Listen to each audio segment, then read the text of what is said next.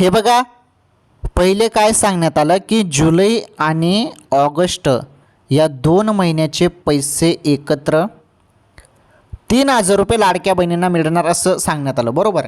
आपण सर्वांनी बघितलं असं सांगण्यात आलं पहिले. मग जुलै आणि ऑगस्टचे 3,000 रुपये येत आहे का? यामध्ये खरं काय खोटं काय सर्व सांगतो. हो, सर्व सांगतो बहिणींनो, व्हिडिओ पूर्ण बघा.